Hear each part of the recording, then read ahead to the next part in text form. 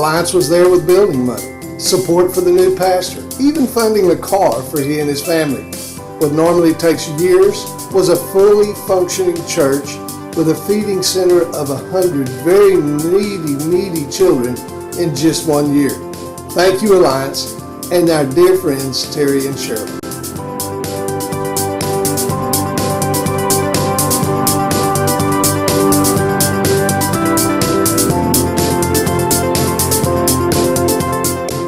Hi, Alliance Baptist Church. We are so grateful for the part you played in providing our housing here in Guatemala. Because of your sacrificial giving, we were able to have a home on the same property as our primary responsibility, the Manna Children's Home. Thank you, Alliance. We love you. Hi, everybody at Alliance. This is Brandon and Rachel Ivy from the Philippines. And thanks for being a part of our ministry here. It's summertime, and it is hot and sticky. But because of that, we've had the opportunity to have vacation Bible schools and youth camp. And through your prayers and financial support, God has used you and worked through us to see over 700 people saved in the last few weeks. Thanks for being a part of it. Maraming salamat po. Thank you.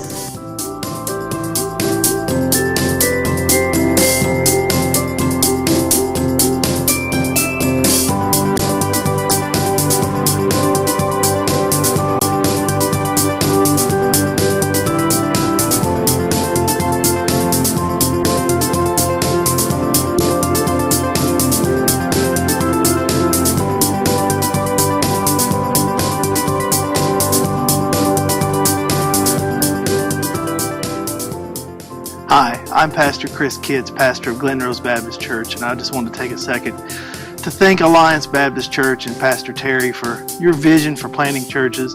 It's because of you we've been able to do things that we've never thought we'd be able to do. So let me encourage you to keep reaching outside your walls, and thank you for investing in us.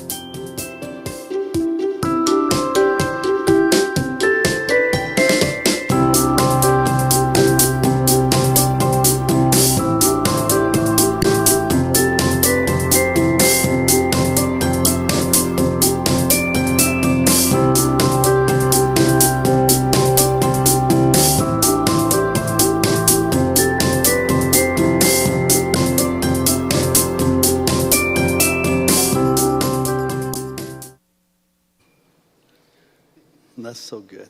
Hey, would you pray with me? We bow before you tonight, God, and we are grateful for the ministry that you have afforded us the opportunity to be a part of.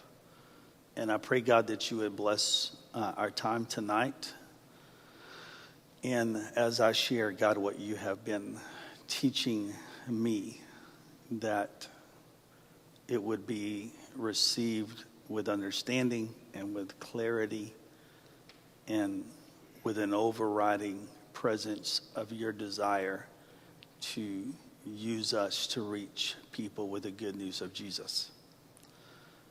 And whatever that means and whatever we have to do to reach people with the gospel, that would be our heart's desire.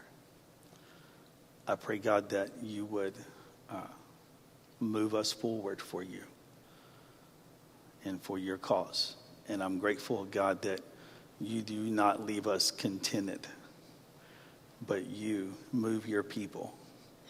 And we are taught to be content in that. And I pray that we would be. I thank you for our church. And I pray, God, that we would do even greater things for you in the coming days. In Jesus' name we pray. Amen.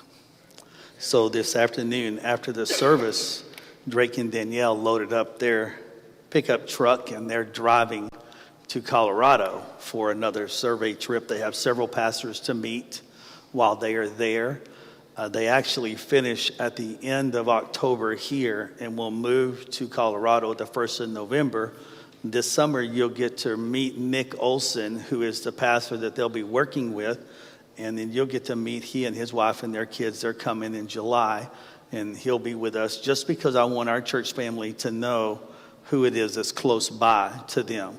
Doug Cox is a very close friend of mine, and Doug met them last week or 2 weeks ago in Springfield. And so they have that connection, and I have several other pastor friends in Colorado that we're making those connections with.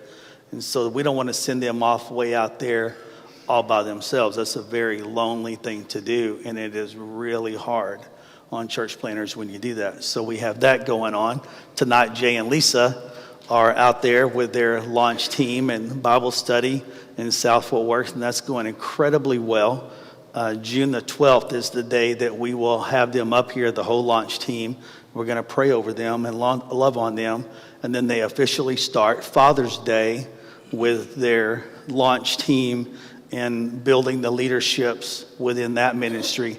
So literally their last Sunday here is June the 12th, and we'll have a reception for them afterwards, and just so you guys can love on them, okay? So those are really big events that are happening in our church this year that we want to celebrate, and yet it does create, I'll be lying to you, I'm like, man, that scares me a little bit, because those guys have been with us a long time.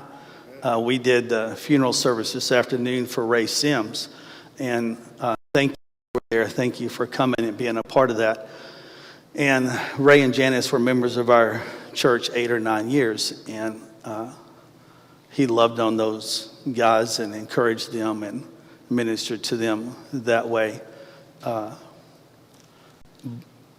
when we have these changes, and right, I mean, I've told you guys before, I'm not the king of change. I don't like change. It's not my deal. I like things to be stable and settled and that, right? But I also like to see people get saved. I also like to see new people reached.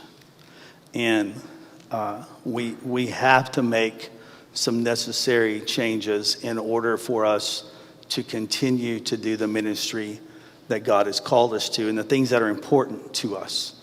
And so one of the most, in the story that I tell, one of the most overriding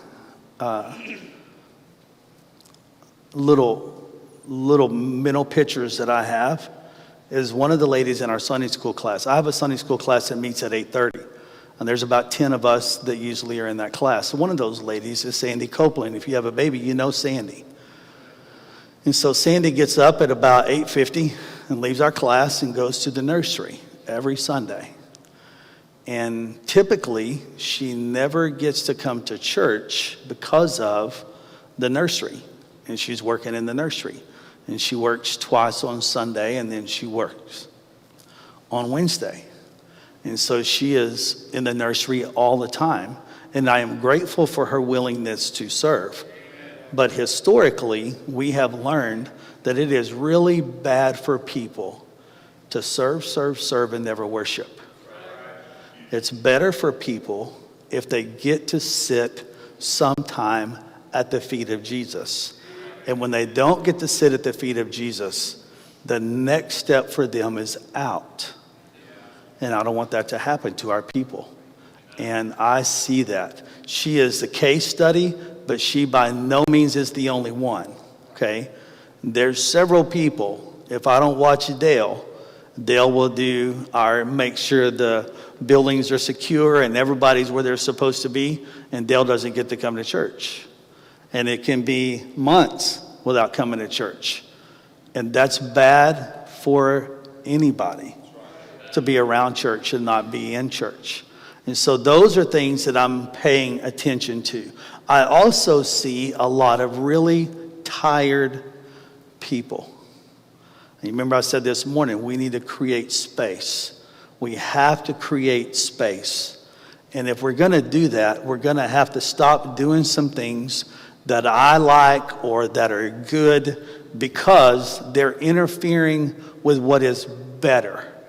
What's better.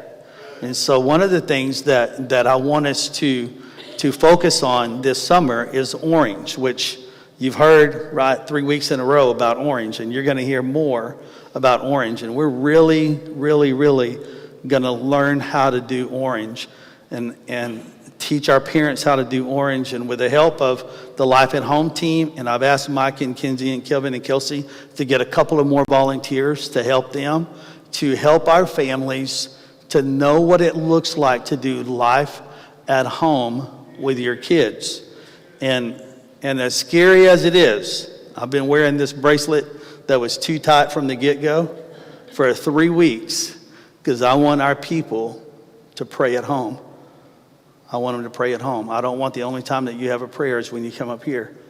And boy, we're messing up if that's the only time that we have the presence of God in our life is when we're here.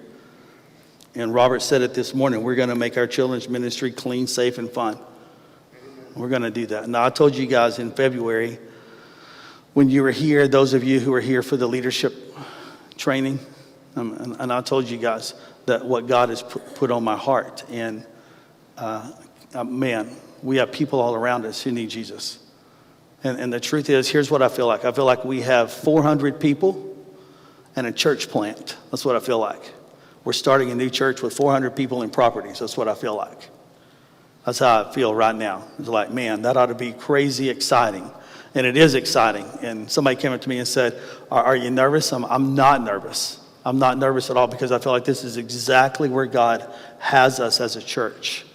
And I've had a lot of conversations with different people, probably 20 or 25 conversations with different people, just trying to share the vision with them. And there hasn't been one, there hasn't been one bit of resistance in what I'm saying. Because what I'm saying to us, you're already affirming tonight. We have people who are tired.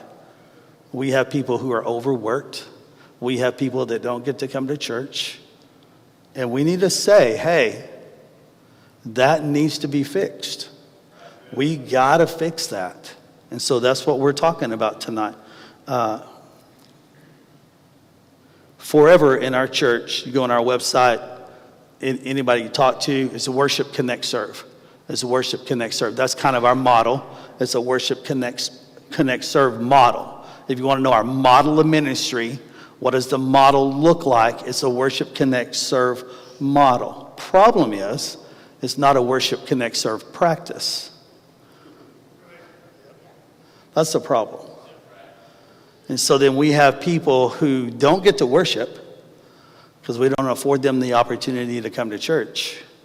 They may get to connect, but a lot of our people who work ministry, they don't get to connect.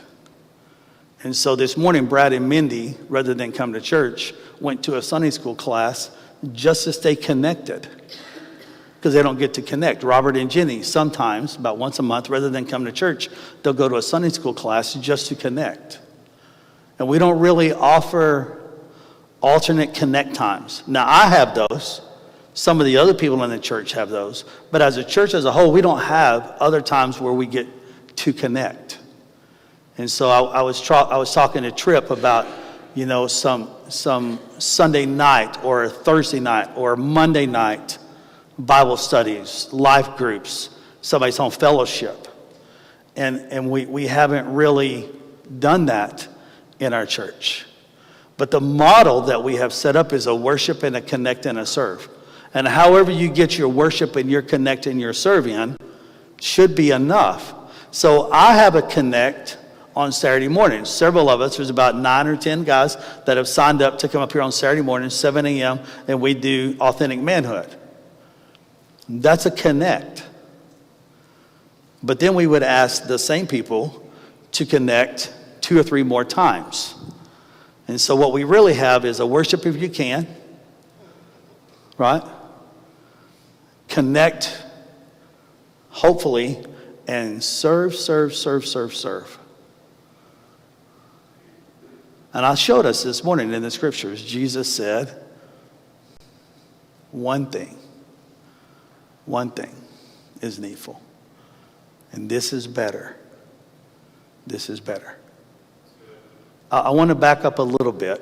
When I was talking to the elementary Sunday school teachers Thursday night and the preschool Sunday school teachers, I have 3 kids. Those of you who don't know me, I have 3 kids. One's 27, one's 20, and one's 18.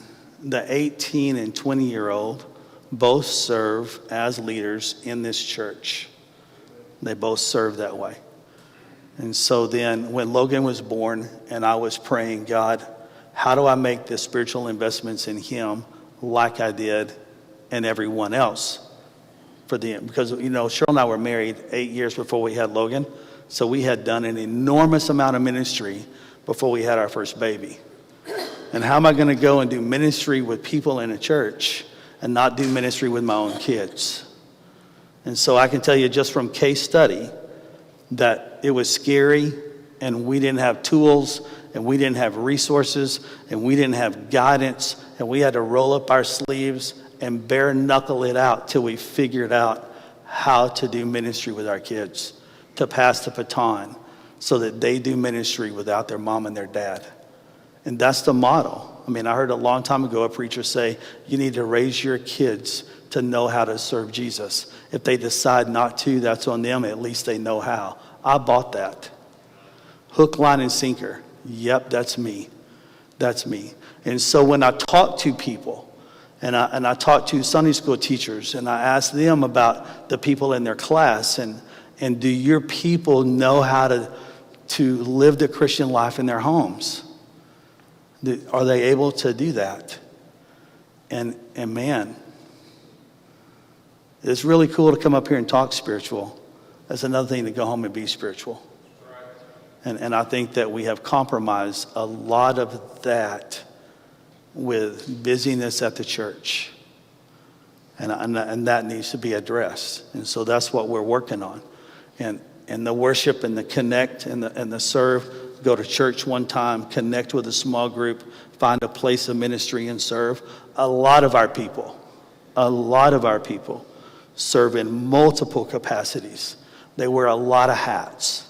And they're volunteers. It's one thing if you're paying somebody to do multiple things. It's another thing if you're a volunteer and we have you in the band and you're working in the nursery and you're doing Awanas and you're upstairs serving in the youth room. And right, I mean, you're bouncing from place to place. And it just, somebody needs to say, hey, I thought it was one serve. And I feel like the Lord has said, hey, I thought it was one serve. Right? So this summer, we're going to take a break from our Wednesday night programming. We have a couple of things we're going to finish up, and we're going to have babysitting for the people who are involved in those. Kelsey has a ladies' Bible study on Wednesday nights, and I said if you need child care for that, we're going to provide child care for that. And it has 3 or 4 more weeks. And then Authentic Manhood has about 3 more weeks in the summer. And the first week is Vacation Bible School. And so we're going to provide child care for that. But then the rest of June and July and August, we're going to take a break. We're going to take a break. We're going to let this thing rest. And I will meet with my senior adults. And if they want to do something, I'm going to facilitate that. But if they don't, then that's okay with me too. But I want our families to have that time to be together. Some of you are like, man, I don't care about Wednesday night. I don't come anyway. And I understand, man, lives are busy. Our people are busy. And they come up here and they have hollow eyes.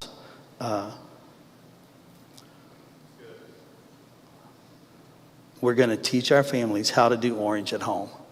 That's our goal. That's what we want to do. We're going to make it easy and likely, and we're going to make a very clear path for the unchurched to get to Jesus. So, Chris, there was for that class you're teaching, starting point, it's seekers, it's starters, and it's returners. And so in our community, we live in the Bible Belt. There's a lot of people who used to go to church. They don't go anymore. There's a lot of people who used to go to church, but for whatever reason, they quit going. And they don't think they're welcome in church. They don't think anybody wants them. I mean, you guys know that I've been working with my neighbors, and they're coming. And man, we celebrate that like crazy. And you remember about a year ago, I said, hey, if I bring my friends, is it going to be safe? Is it going to be okay? You know, I've been to the church services, and we don't do this, thank the Lord. But I've been to the church services where they look at you, how you're dressed, and they look at you, what translation of the Bible that you're carrying, and they look at you with, do you have any tattoos on your hands? And they frown on you. And Jesus doesn't do that. He just doesn't. And so he is comfortable in the presence of people who are far from him. And he wants those people to come near to him. And so we want to make it really easy for those people to get to Jesus. And so whatever that looks like, and whatever we learn in this journey, I want us to be willing to make the necessary changes to reach those families, those people, those teenagers. We're gonna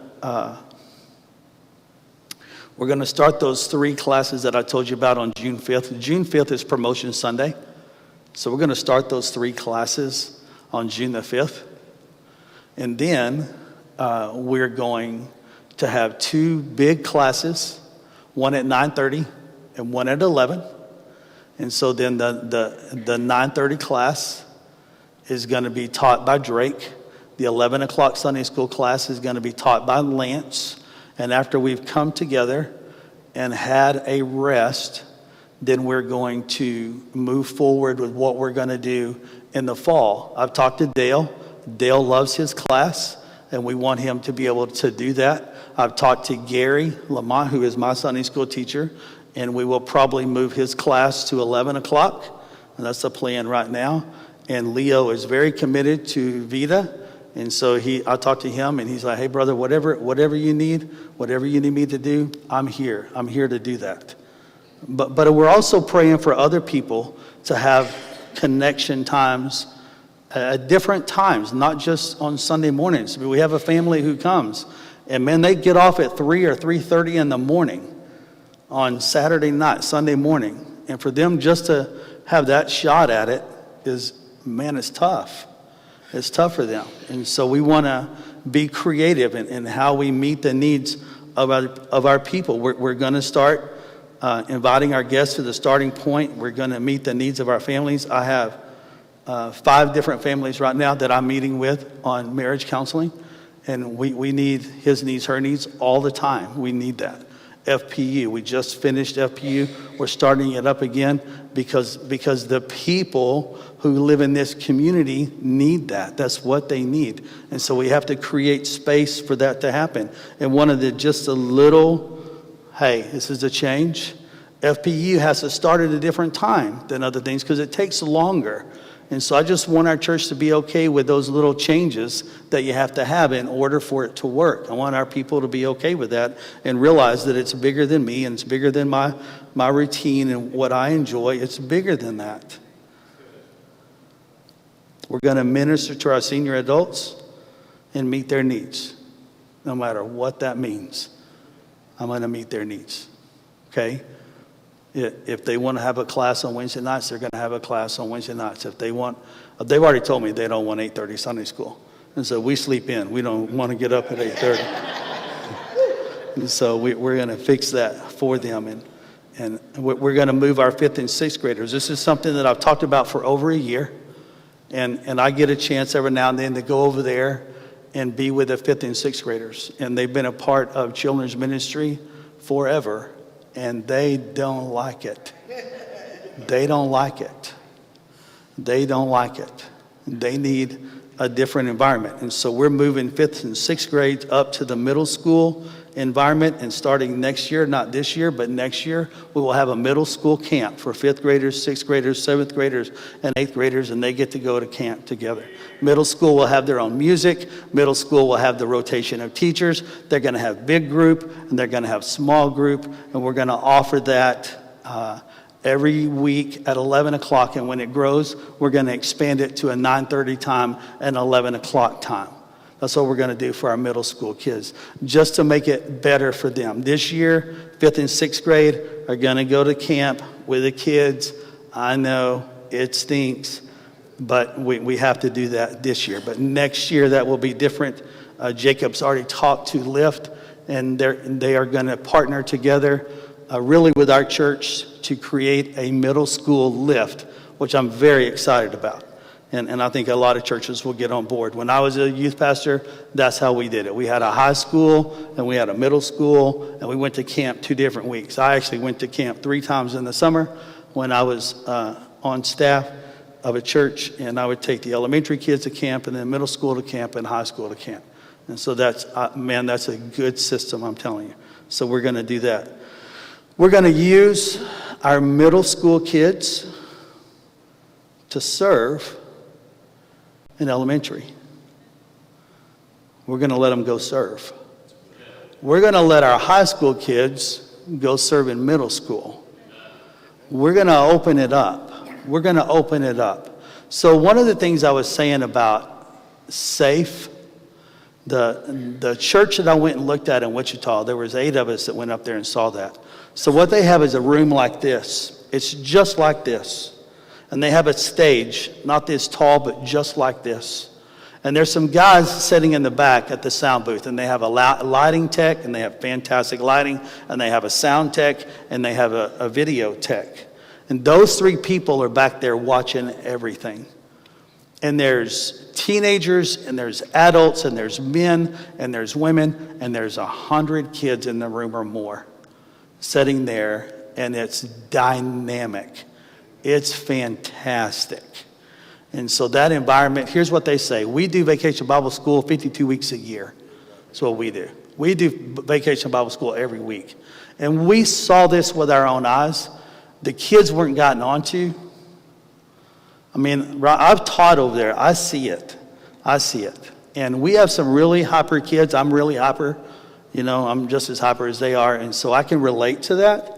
And so you make them sit in those chairs and be still and be quiet and don't move. And it's just kind of slow. So Orange picks up the pace with the video and the announcement and the excitement and the game and then the songs. And the music is just like the music we're singing. It's the same songs. And the lights and the video projection of that. And man, that's going to take some energy, and it's going to take some effort for us to pull that off for our kids.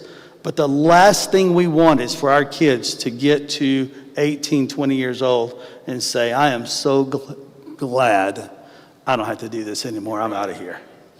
I'm out of here. I'm gone. So we want to make sure that we're ministering to our kids.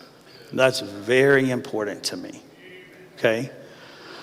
On Wednesday nights, we will have high school ministry. On Sundays, we will have middle school ministry.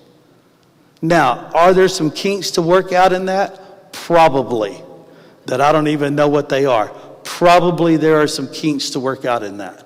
I don't know what they are. We'll find out, and when we find out, we will deal with those kinks, okay? What I'm doing is I'm giving you vision. We're not problem solving every little detail of it tonight. Same thing on Wednesday that happened that happens on Wednesday, that happened on Sunday. And so middle school is weekend, high school is Wednesday night, and man, we want this place packed with kids. That's our goal. That's what we want. I shared with you this morning. 4 high schools in Keller, plus we have Haltom, plus we have Birdville, plus we have Saginaw, plus we have Northwest, plus we have Byron Nelson. All of those places, guys, are within a rock throw of here. And I'm telling you, if every one of our churches, if Keystone and Fellowship of the Parks and Hillside and Gateway, if all of us are full, we're still not reaching all those kids. We're not. And so there is a lot of work for all of us to be doing. And I am amazed at how the other churches that I've called and said, hey, teach us, how they have just absolutely bent over backwards to help us. They have a global vision. They want to help. They want to help churches reach people because it's all about the gospel. It's about the gospel. We want it clean, safe, and fun. We want our high school kids to learn how to serve. We want our middle school kids to learn how to serve. We want our elementary age kids to learn how to serve. And so they're all going to serve down. It's one thing if some of us go and we volunteer in middle school or if we volunteer in elementary. But it's another thing when the 9th grader is hanging out with the 5th grader, because the 9th grader is like a rock star, right? And if they're saying, you ought to know, love, and serve Jesus, it means a whole lot more to them than when mom says it. And then mom teaches them how to know, love, and serve Jesus. And so we want to be a community that is promoting the vision and the direction of what we're doing.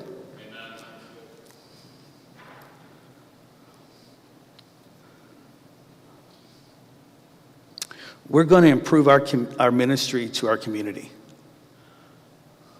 We're going to improve that. There's a lady who came a couple of weeks ago. She's very excited. She lives in one of the apartment complexes that we did an outreach at. And Lainey happened to meet with her there and talk to her and tell her about our church. And she shows up here, and Kim and Chris meet her, and she's so excited to be here. And I mean, she's got some bumps. Most people, when they come in, they've got some bumps. And they need some help, and they need some ministering too. But we definitely want to minister to those people. And so, you know, we get to hear the stories of the group, and they go do the after school program, the Good News Club, and the kids who are getting saved through the Good News Club.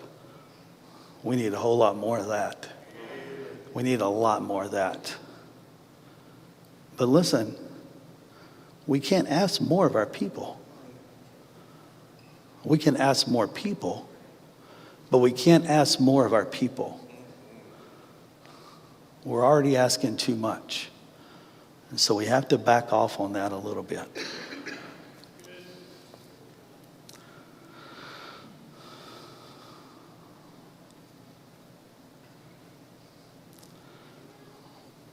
I have written down here, relentless improvement.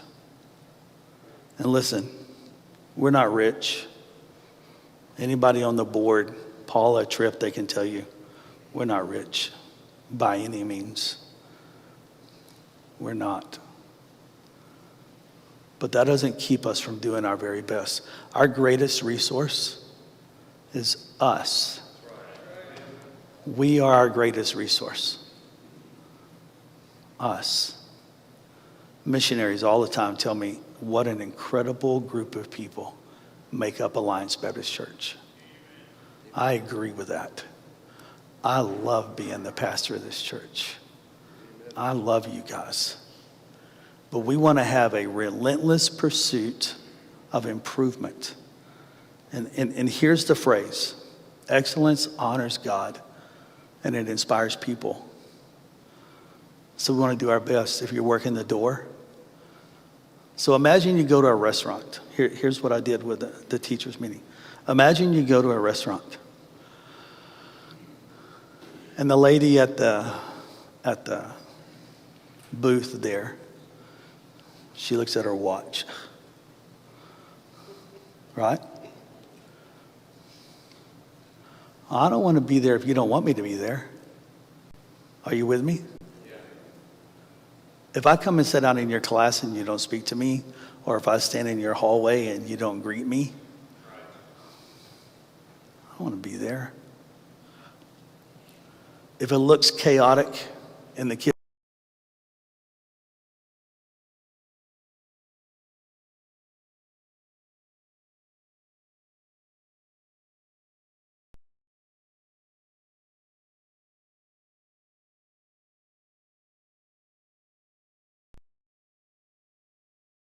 where the kids are, where the slides are, and all that stuff.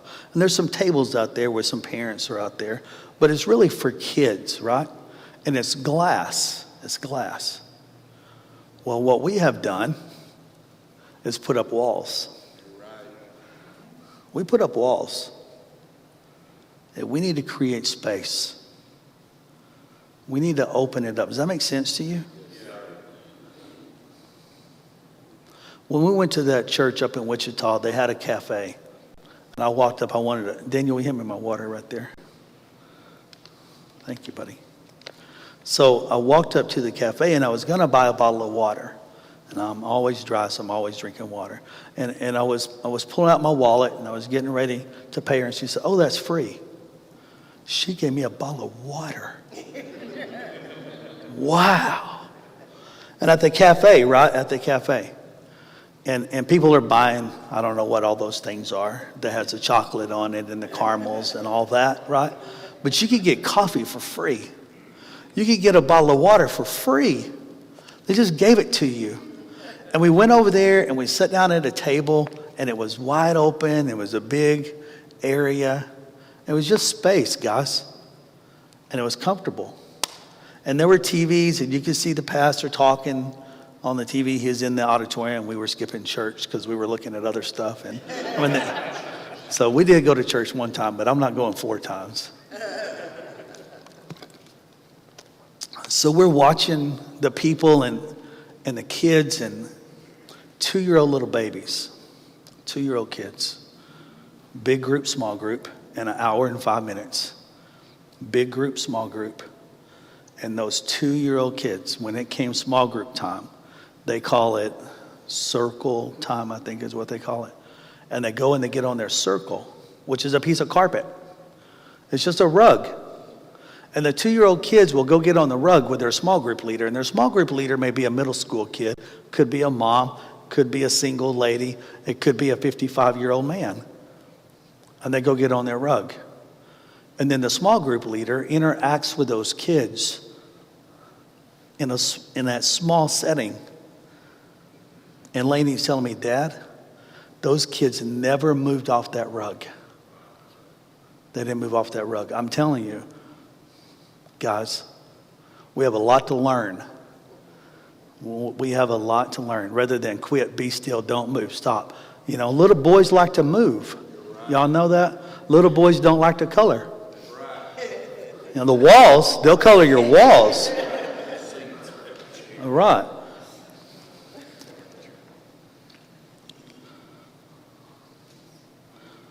So here's where I was really challenged. And this is where Lance holds my feet to the fire. Some other people do. I'm really good at talking to the church. I'm really good at teaching the church. What I have gotten away from that I used to do as a church planter is talk to lost people. And we have to have an awareness of unchurched people.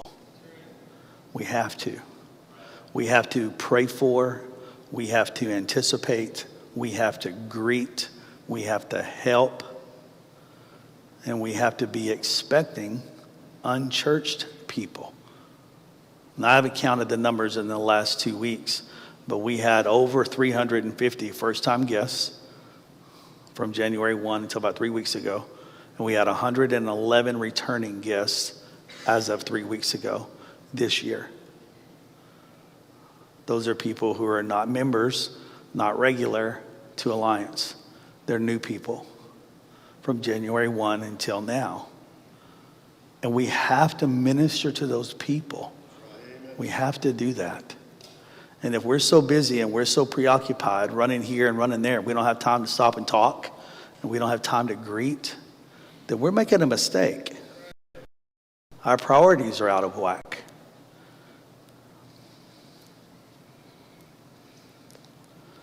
When we were in Springfield, Drake sent me a text and he said, I wish you could convey to other people how to love people. Because we listened to 3 pastors in a morning session telling about the hardship of church. And he's sitting there and he's listening to that. And the whole time Drake's been a part of this church, it's been good. It's been really good. And part of it is this. I really, really, really love people, and I really care about them, and I care about what they think, and I want people to be happy and joyful, pleased with the church, with the ministry. I don't want to disappoint anybody, but I almost feel like we're at this place right now where, I don't know, we have to choose. Are we going to reach lost people or not? And we can say, man, we want to reach lost people. And you can say that. But unchurched people, unsaved people, they're going to take up your Tuesday nights. Not just mine. They're going to take up yours. They're going to call you. They got to call somebody. They're going to have somebody ministering to them. They're going to have somebody helping their kids. And if we're really going to reach a lot of unchurched people, it's going to take a unified effort. It has to. It has to do that. And it has to be many and varied. Because listen, our world today doesn't fit a Sunday morning model. It doesn't fit it. You have to give people options. And here's what I asked the board when I was talking to the board. Does it count? Does it count if they meet up with a group of people on a Monday night or a Thursday night? Or does it only count if they meet up on Sunday? Now, that's a whole different mindset for me, because it was ingrained in me. It's all about Sunday. You know what Orange's model is? It's all about Monday. If they can't use it on Monday, don't say it on Sunday. Their model is Monday. Give your parents and give your people and give your kids things that they can use on Monday. And it's all about Monday. Well, that is way outside of everything I've ever been taught. But they're right. It doesn't do any good to set people up for failure. It doesn't do any good if we don't offer hope. I mean, Jesus, right? Is he the hope of the world? Isn't he? Isn't Jesus the hope of the world? He is, man. And so here's a story, a biblical story. Now, really, I haven't said anything earth-shattering tonight. I haven't. There's nothing here that's like, oh my gosh, we've gone off the rails.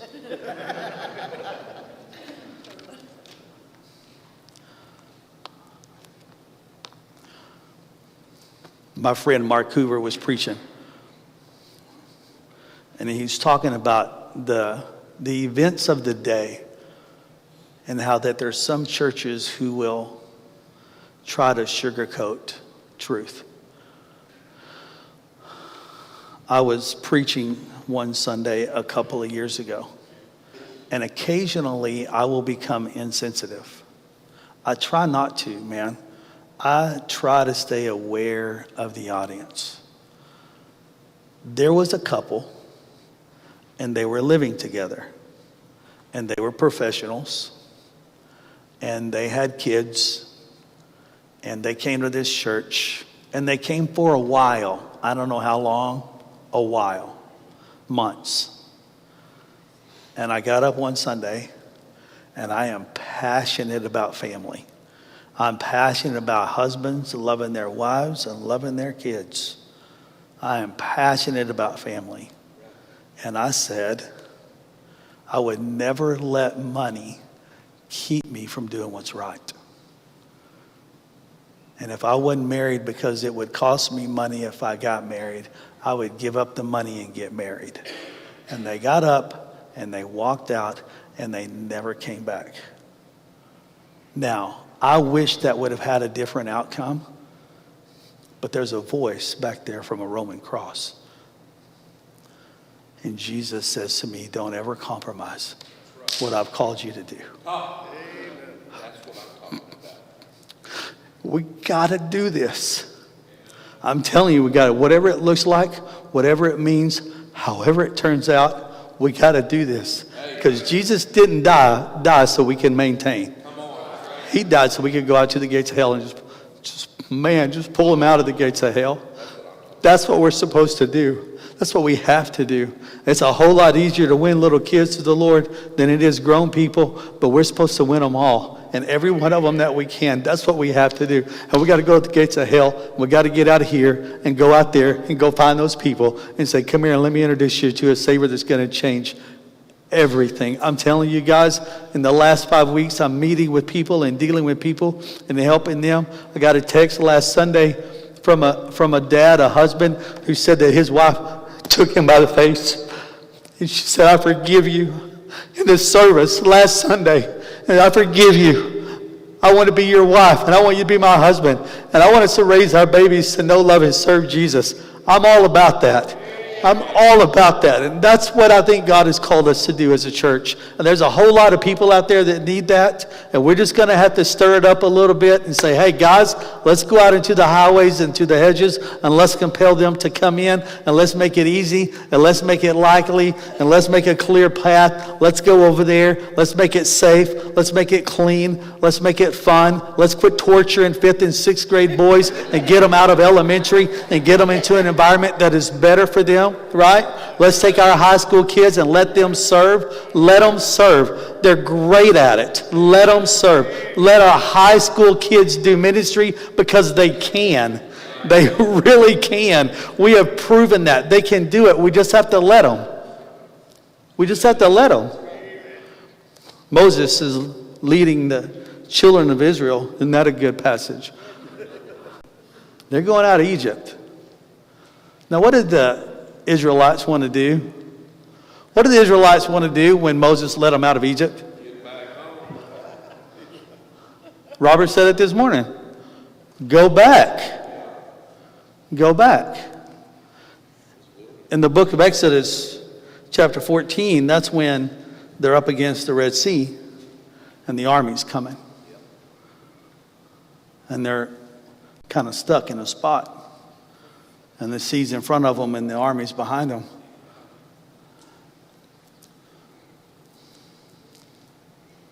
In verse 14 of chapter 14 in Exodus, the Lord will fight for you. You shall hold your peace. Verse 15, the Lord said to Moses, why do you cry to me? Now what has God already told Moses? You're going to go into the promised land. You're going to go on to greater things, better things. Why do you cry to me? Tell the children of Israel, go forward. Now I realize, guys, that it could be scary, but it could be the greatest blessing this church has ever known. And I believe that God is leading us in this way. I believe that He is. If I'm wrong, I'll take that. But I don't think I'm wrong. I think what God is stirring up in my life. Now listen, I'm willing to take all the time with every member of our church that I need to answer every question that you have. I'm willing to go through that process. I've already had, like I said, 20 or 25 conversations. And I'm not afraid of those conversations because I think it's right. Is it uncomfortable?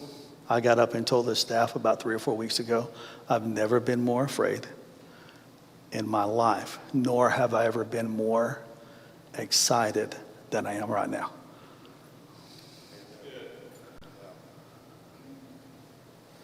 Because what's on the other side of this deal is a whole new level of ministry for us. And I just want us to do it. Hey, Daniel, will you come play for me? So here's what I'd like for you to do. Maybe you hate everything that I'm suggesting. Everything you're like, oh, you just lost your mind. You're crazy. It's never going to work. Would you just come and pray about it? Would you just say, God, guide us. Guide our steps.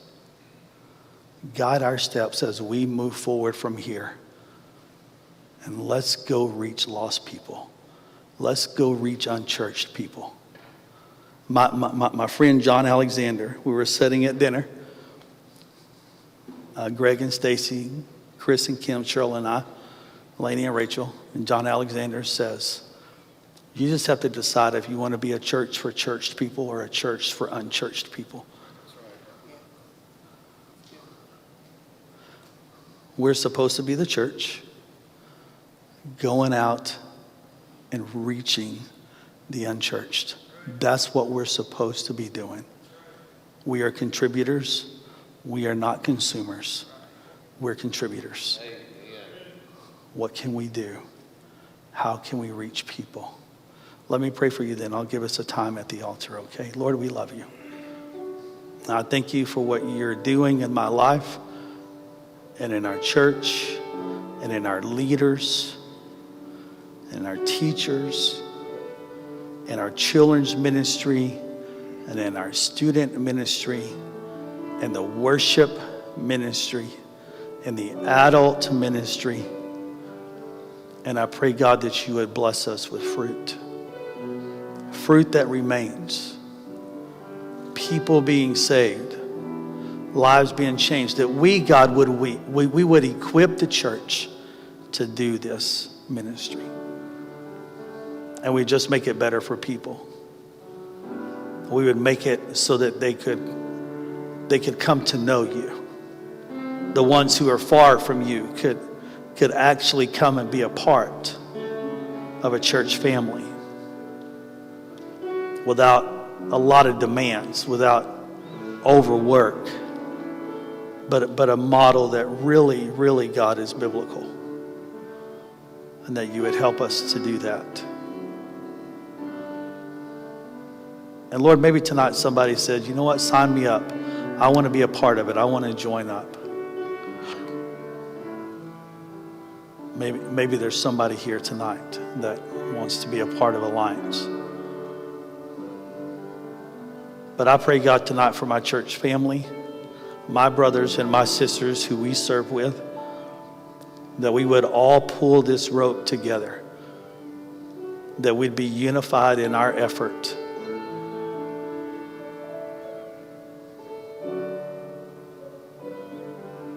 to teach our kids, to help our parents, to reach our world. Thank you, Lord, for giving me clarity and giving us direction. And I pray that we would all be faithful to follow you in Jesus' name. Hey, would you stand with me? Man, I would encourage you, church leaders, would you huddle up down